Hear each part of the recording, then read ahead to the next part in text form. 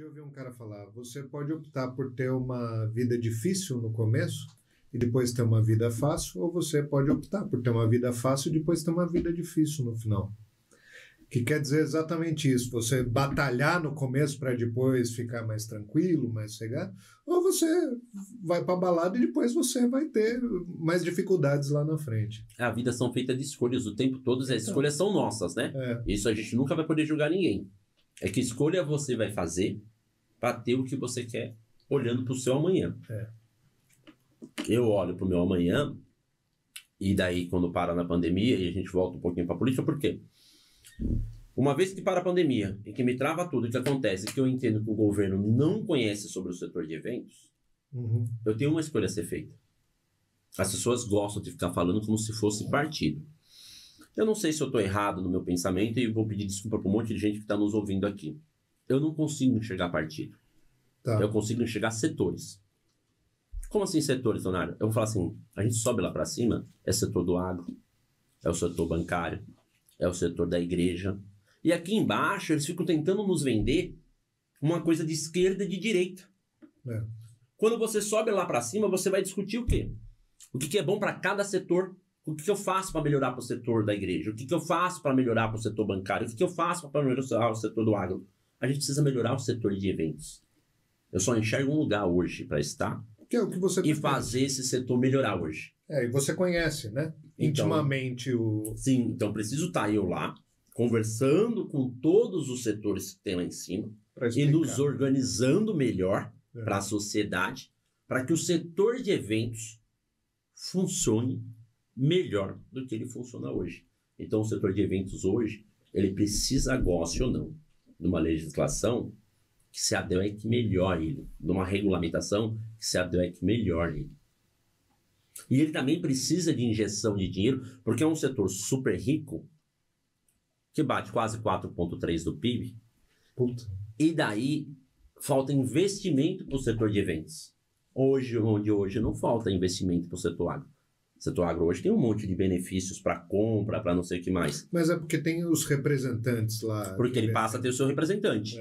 E daí o que eu entendo? Precisamos ter representante para o setor de eventos para que ele possa crescer muito mais, porque goste ou não, ele é um setor que lida com muita mão de obra. E goste ou não, nesse país hoje, muita coisa está sendo o quê?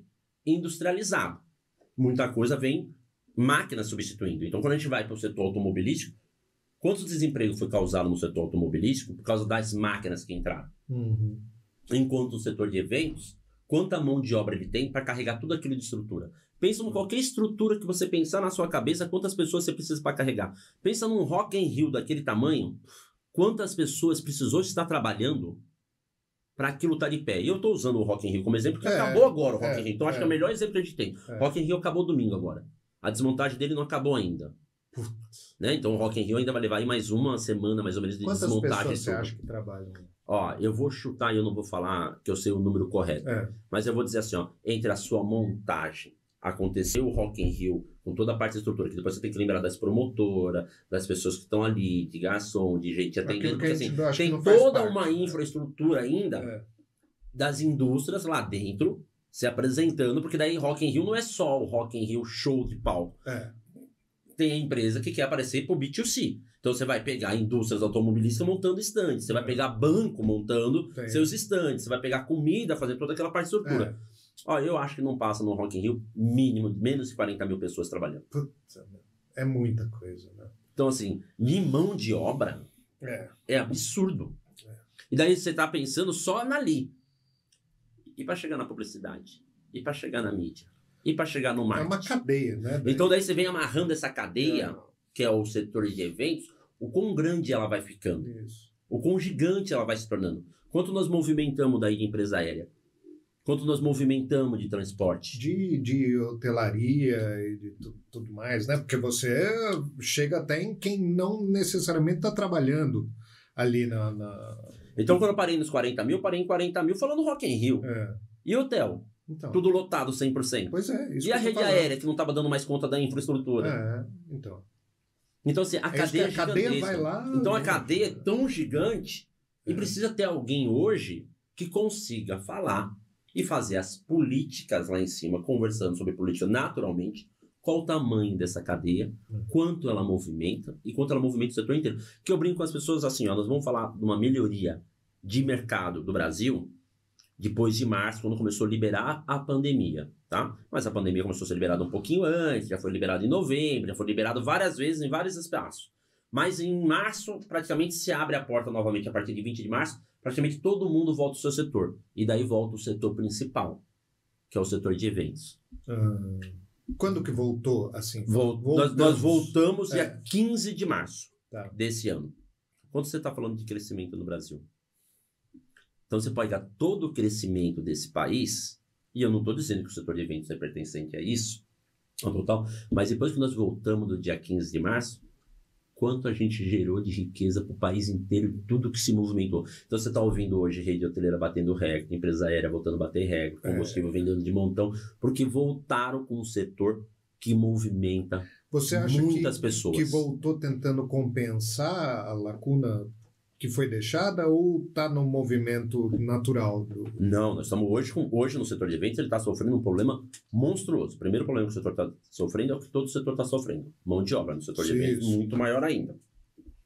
Então, a gente precisa pensar hoje para o nosso país em curso de profissionalização.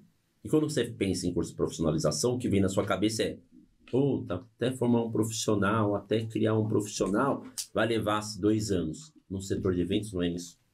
No setor de eventos, se eu parar 30 dias dentro da comunidade, criar curso de capacitações rápidas. Fala desse teu projeto. Que é justamente isso que nós estamos falando nele. Criar curso de capacitação rápida. Então, vamos pensar assim, hoje falta garçom, hoje falta cozinheiro, hoje falta marceneiro, hoje falta pintor, eletricista, tapeceiro, falta técnico de áudio, técnico de vídeo. Você forma eles em 30 dias dentro de periferia e consegue soltar para o mercado inteiro. E eu brinco assim, esse meu projeto, eu entendo que ele é tão bom porque eu posso replicar ele para onde eu quiser. Quantos setores você tem hoje que eu falo assim, vamos para o mercado. O mercado falta atendimento? Falta estoquista para arrumar a prateleira do mercado? Aquele estoquista que arruma a prateleira do mercado, ele precisa ter algum estudo? Se eu parar dentro da periferia, formar ele 30 dias dentro da periferia e eu tiver o contato com 100 mercados, será que eu não consigo 100 empregos imediatos? Falta um projeto hoje, eu acho que mais falta hoje no governo, são projetos que gerem empregos. E dinâmico, né? Porque 30 dias, você conseguir... É coisa rápida. Conseguir dar uma profissão, é uma profissão, um pintor, É profissão, é profissão. Um garçom, você conseguir montar isso em 30 dias é ótimo. Então eu acho que assim, é um projeto que eu penso para o setor de eventos, mas que eu brinco assim, ele dando certo, a gente replica isso para tudo que é a área que você imaginar. Então vamos pensar que hoje você precisa... A gente fala disso do setor de eventos, só para deixar claro, porque o setor de eventos trabalha com madeira, né? Você imagina um stand sendo montado, né? Madeira, tem elétrica, tem pintura, tem tapeceiro, tem, né, uma gama de gente ali trabalhando. Eu acho assim, a gente para... Eu acho que a visão do Rock in Rio que está na cabeça do brasileiro hoje. Olhe para aquele Rock in Rio, olhe para aquele tamanho daquela estrutura. Daquela cidade. Que tem, que é uma cidade, né? Olhe para toda aquela estrutura e imagine tudo que você precisa que tem ali. Não tem nada que a gente não vai passar. Não tem nada que a gente não vai deixar de ter. Se você pensar no bombeiro, se você pensar na enfermeira, se você pensar na ambulância, se você pensar em toda essa cadeia gigantesca que existe, e toda essa cadeia precisa de formação de mão de obra, e uma formação de mão de obra simples e rápida. Então eu falo que o governo fica criando complexidade. Isso, burocracia. Né? Então, nada contra. Eu acho que assim, a gente vai ter que ter formação de mão de obras qualificadas boas. Mas a grande mão de obra de massa, ela só precisa de uma formação rápida de 30 dias para estar na rua. Esse é o que eu entendo que é um dos meus maiores projetos junto ao governo. Eu fui estudar, né? Pra gente poder ter uma conversa. Isso é bom. Então eu fui estudar e esse foi um dos que mais me chamou a atenção, esse projeto, assim. Porque ele diz respeito a tudo, não só ao setor de evento. Ele pode até começar qualificando mão de obra ali, mas é o que depois você acabou complementando aqui. Se você forma um marceneiro, ele pode fazer um monte de outras coisas, de outros trabalhos depois, né? Quando não tiver tendo um evento, alguma coisa assim. Eu brinco que nós da periferia, que nem eu que venho de periferia muito forte, o que eu falo para as pessoas? De lá está toda a nossa massa de mão de obra de trabalho que sustenta a sua classe média, a sua classe rica. Tá ok? Então, nós gostamos ou não, nós estamos lá embaixo. E nós sustentamos toda aquela parte aqui para cima, trabalhando e trabalhando muito. Então, por que eu vou fazer meu curso de capacitação dentro da periferia? Porque é de lá que sai a mão de gás. Agora, quantas pessoas têm acesso do governo hoje na periferia? Quantas pessoas do governo hoje têm coragem de chegar na periferia? Porque as pessoas discriminam a periferia. Não tem nada de errado na periferia. Mas há uma discriminação natural nossa de classe média, e eu conheço muitos amigos meus de classe média hoje, que não conhecem as comunidades. Não entram nas comunidades. Ele faz doação no seu bairro, mas tem gente muito mais para baixo precisando, mas ele enxerga daqui para cima. E a culpa não é dele. Talvez isso vai acontecer com meus netos. Eu vou brincar assim, os meus filhos vieram comigo aqui de baixo. Estão na classe aqui do meio. Mas os próximos netos meus, talvez vão parar só na classe do meio. Talvez nunca chegue aqui embaixo. Eu sou a ligação daqui de baixo hoje. Eu acho que eu sou uma ligação junto ao governo mais importante que tem. Eu entro dentro de comunidades que você nem imagina. Eu não gosto de ficar citando nome, eu canso de falar isso para a comunidade, eu falo assim, ó, eu não vou ficar usando vocês e nem fotinho de vocês para mostrar do que eu faço, porque tem polícia que adora ir na porra da periferia do Quinto dos Infernos, bater a foto da porra da pobreza e nunca mais aparecer naquela merda.